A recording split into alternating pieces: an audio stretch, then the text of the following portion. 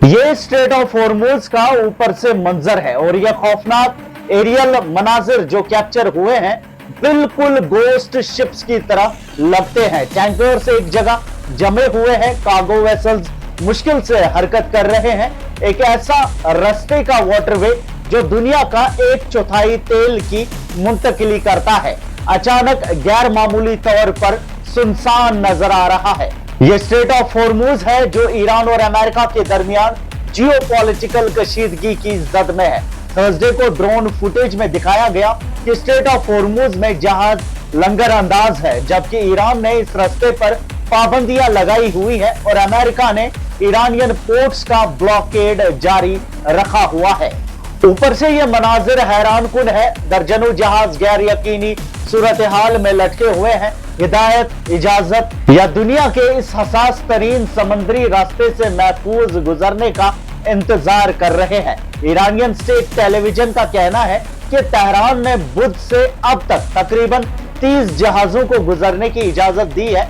ये ऐलान अहम है क्योंकि ईरान एक पैगाम भेज रहा है, हॉर्मुज से गुजरना अब गारंटी नहीं बल्कि कंट्रोल किया गया है।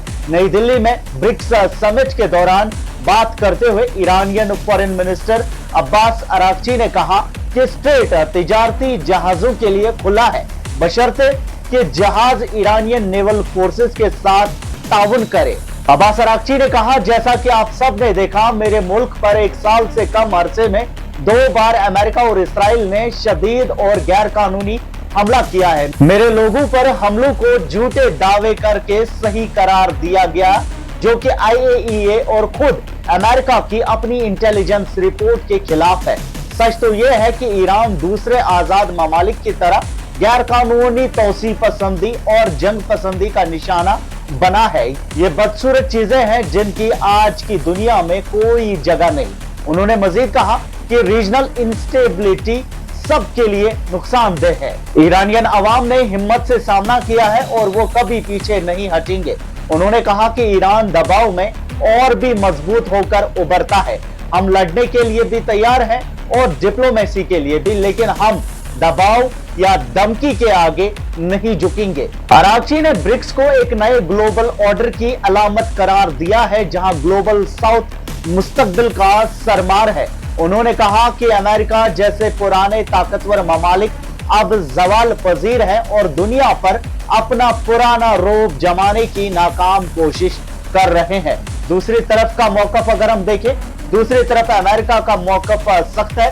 यूएस प्रेसिडेंट डोनाल्ड ट्रंप ने ईरानियन पोर्ट्स की बंदिश का दिफा करते हुए इसे स्टील की दीवार करार दिया है। उनका कहना है, हम ईरान को न्यूक्लियर वेपन नहीं बनाने देंगे।